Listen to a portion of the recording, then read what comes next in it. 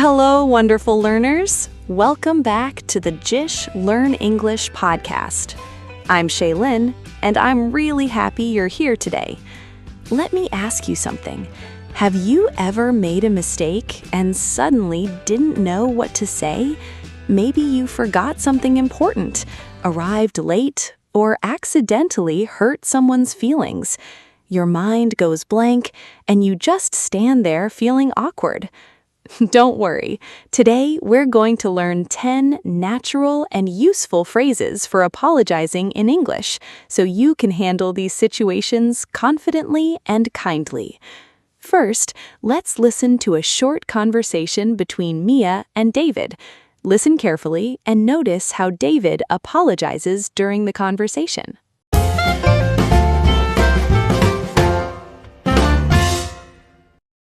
Hey, there you are. I was starting to think you forgot about our study session.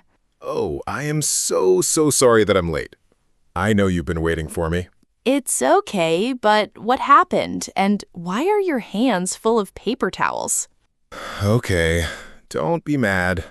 On my way here, I stopped to get us both coffee. And as I was walking over, I tripped a little. The coffee spilled all over your notebook. What? Oh no, my history notes. It's completely my fault. I should have been more careful. I was walking way too fast and I wasn't paying attention. I ruined everything. All the notes from yesterday are brown and wet. That's really frustrating. I know. I feel awful. Here, let me help you dry the pages. Oops, sorry. I just stepped on your pen, too. Seriously, today is not my day. It's fine. At least you brought paper towels, I guess. Look, I'll rewrite every single page with you this evening. It won't happen again. Can you forgive me? Okay, I forgive you. Just promise me lids on the coffee from now on. Absolutely. And hey, how about I buy you dinner after we study, to make it up to you? Deal.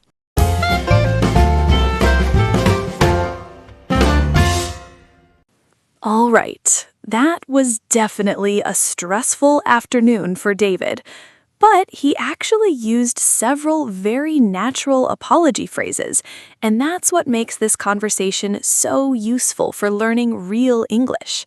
So now, let's go through the phrases you already heard and understand how people use them in everyday life.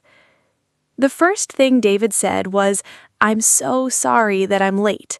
This is one of the most common ways to apologize in English. The pattern is simple. I'm sorry that, and then you explain the problem. It helps the other person understand exactly what happened. Maybe your friend waited for you outside a cafe for 20 minutes, and you arrive running and out of breath. You might immediately say, "I'm sorry that I'm late." Or maybe you forgot to reply to someone's message for 2 days and suddenly remember at night. You could say, "I'm sorry that I didn't answer sooner." It feels honest because you clearly explain what you are apologizing for. Then David said, "It's completely my fault." This phrase is powerful because now he is taking responsibility. He's not blaming bad luck or making excuses. He's basically saying, "Yes, I caused this problem." Imagine borrowing your friend's book and accidentally leaving it on a bus. The moment you realize it, you might say, "Oh no, it's my fault." People respect this phrase because it sounds honest and mature.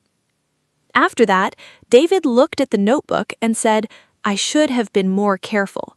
You can really hear the regret in that sentence, right? The mistake already happened, and now he's thinking about the better choice he wishes he had made. Maybe you leave your house late, miss the train, and stand there thinking, "Ugh, I should have left earlier." Or maybe you forgot your umbrella and got completely soaked in the rain. Suddenly, you think, "I should have checked the weather." We use should have when we look back at the past and regret something. Then we heard a very small, quick apology. "Oops, sorry." Native speakers use this all the time for tiny accidents. Maybe you bump into someone slightly while walking through a shop, or you almost take the wrong bag by mistake. Usually, people just smile quickly and say, "Oops, sorry." It's light, friendly, and perfect for small, everyday moments. Now, those were the apology phrases directly from the conversation, but native speakers use many more expressions in daily life, so let's learn some extra ones that will help you sound even more natural. One useful phrase is, "I apologize for." This sounds more formal and polite than "I'm sorry." You'll hear it at work, in customer service, at school, or in professional situations. Imagine a teacher joining class 10 minutes late and saying, "I apologize for keeping everyone waiting." Or maybe a company sends an email saying, "We apologize for the delay." It sounds respectful and serious. Another heartfelt phrase is, "Please forgive me." This one feels deeper emotionally. We usually use it when the relationship really matters to us. Imagine arguing with a close friend and later realizing your words hurt them badly. When emotions calm down, you might quietly say, "Please forgive me." You can really feel the sincerity in that phrase. Next is, "I didn't mean to." This is very useful when something happened accidentally. Maybe you spoke too quickly during an argument and later realized the other person became quiet and hurt. You might say, "I didn't mean to hurt your feelings." Or maybe you accidentally deleted an important file and immediately say, "I didn't mean to delete it." The phrase helps explain that your mistake was not intentional. Another wonderful expression is, "How can I make it up to you?" I really like this phrase because now the person is trying to repair the situation, not only apologize for it. Maybe you forgot an important lunch with your friend, and later you say, "How can I make it up to you? Let me take you out this weekend." It shows effort, care, and responsibility. You can also say, "I feel terrible about." This phrase lets the other person hear your feelings, not just your apology. Imagine missing your cousin's important dance performance because you mixed up the dates. The moment you realize it, your stomach drops a little. You might call and say, "I feel terrible about missing your performance." It shows genuine regret. And finally, a very important phrase, "It won't happen again." Good apologies are not only about saying sorry, they're also about showing change. If someone repeats the same mistake again and again, the apology stops feeling meaningful.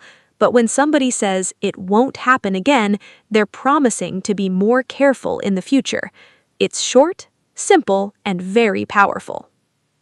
So, today we learned 10 natural ways to apologize in English. Some are casual, some are formal, and some are emotional. The important thing is understanding when people use each one and how they sound in real life. Now, I'd love for you to practice in the comments below.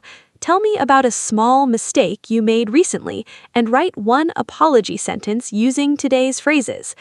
I always love reading your comments, and it makes me so happy to see you using your English with confidence. And if today's lesson helped you, please like this video and subscribe to JISH Learn English Podcast so you don't miss future episodes. Thank you so much for learning with me today.